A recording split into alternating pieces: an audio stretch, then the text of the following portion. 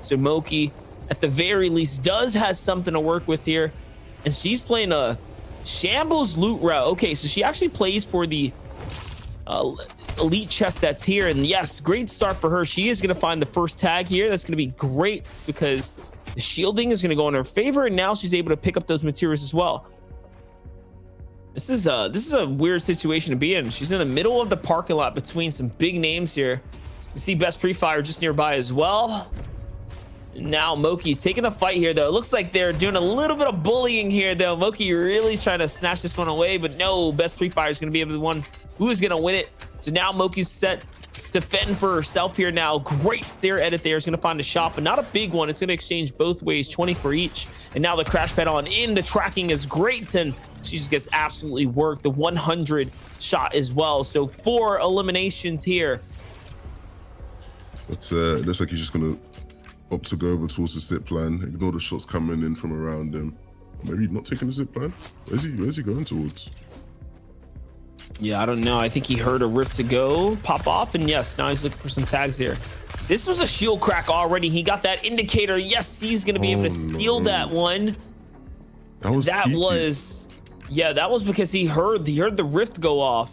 Because of that, he focused straight up at that player. That's unfortunate. That's the second time Tiki's died like that.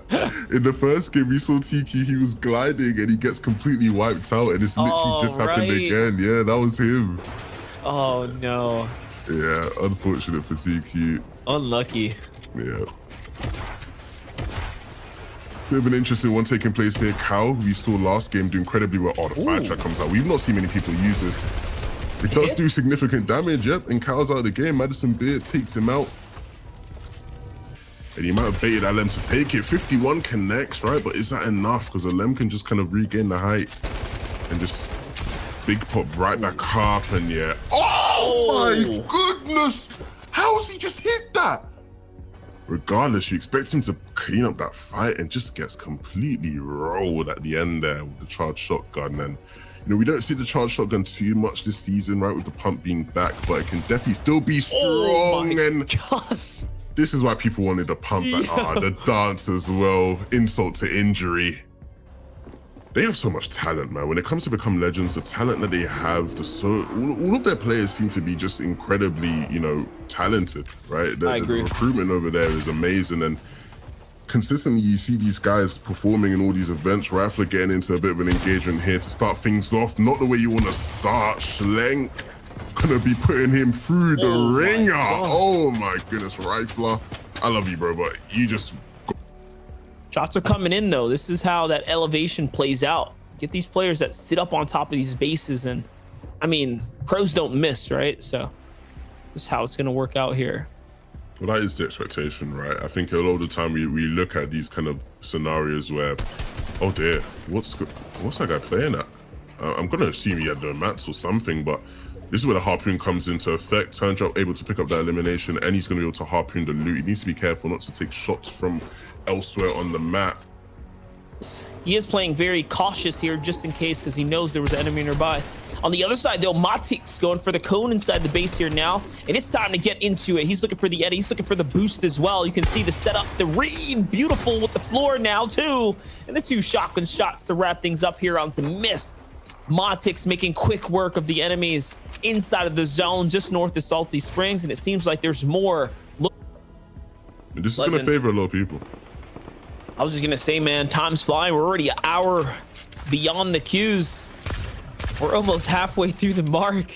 Oh no. These games are just getting going. I feel like we're just started, but look, I mean, the points are adding up. And he's actually in an engagement with a Strokey, which John has paid attention to. You see John has his eyes on it. He might be able to get in the way of this one. He hits a big shot on Sonora already, and he picks up the final elimination on him as well. Oh no, I believe he picks up the Strokey, but then the already goes down. Okay, he got the shockwave. No, he dropped the shockwave when he needed it. More interesting now as he's branching in nice and late. Okay, decides it's time to get going here. He's gonna go ahead and crash pad out. The 2 crash pads, finds a bouncer, hits the bouncer.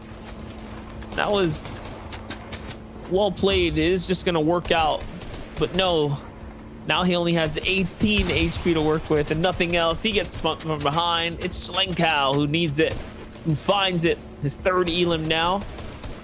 Schlenkow, someone we saw take out Rifla, right, over at the Starkey Industries. So far, great game for him.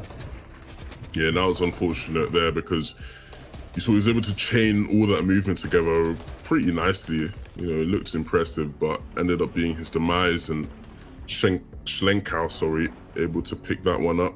Taking a look at the zone here.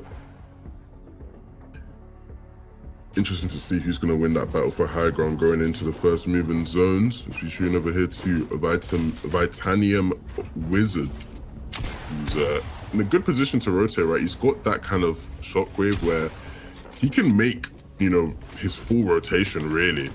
So he's actually going to be able to kind of probably chill back and look for some tags. And you see him put the cone down, going to look to open up that edit and look for shots, because from this position he's in now, he can literally rotate that first full moving.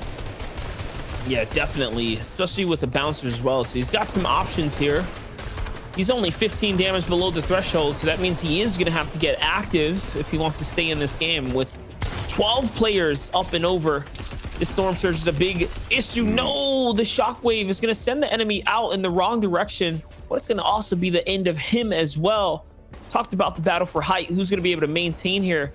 At the moment, we have Bambina Intrepid, who's up on high ground, branching out in single tarps here, just trying to make the best of the situation. He is going to go ahead and connect as well.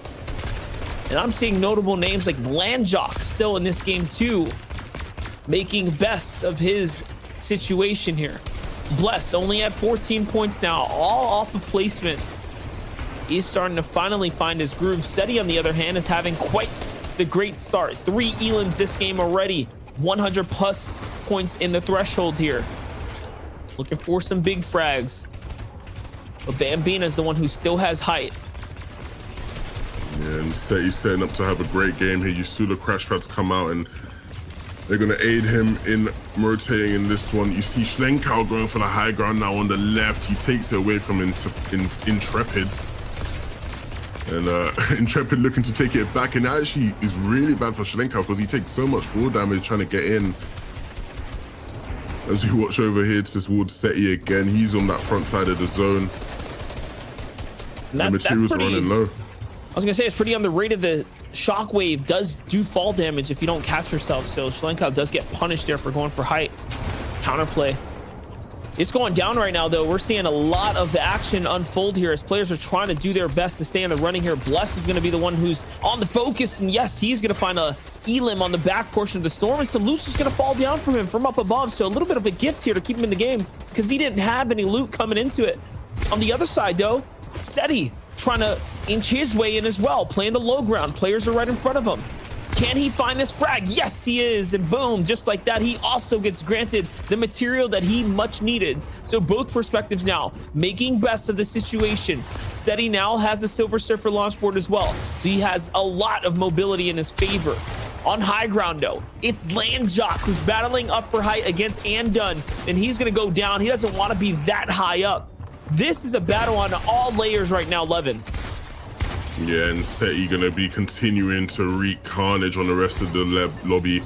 Looks down on that low ground, picks up some elimination. Now looking at his layer to see what he can get. The zone's actually gonna pull over to where he got some elimination, so he's gonna be able to get the loot and the materials from the eliminations he got. You see the battle for high ground. Landjock currently has it. A player goes up, not able to take it away from Landjock.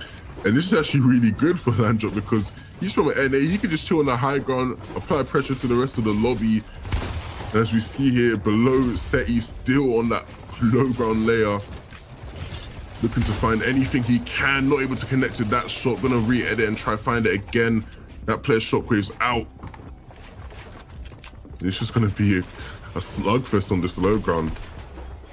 It really is right now. Seti's trying to make his way through the low ground. He does have some builds right now. Artie and Landjock are still in a battle right now for high ground. So while they're doing that, Blessed here gets shockwaved out into the wrong direction of the zone, but a Siphon's going to tick over as the other player does get punished as well. Instead, he wins the exchange as they meet in a duel of fates here. And now it's Seti in the low ground. Landjock versus Arnie on high ground. And they're so high up. Seti might just be able to look up and win this game right here. Yes, I think he's understood what has gone down here. It's Landjock who gets hit with the headshot from the low ground peak. Here comes the hip fire. It doesn't matter anymore. The zone does the rest. And Seti. We have Spectrum, Seti in fourth. Chapix is going to be, Chapix is going to be in fourth.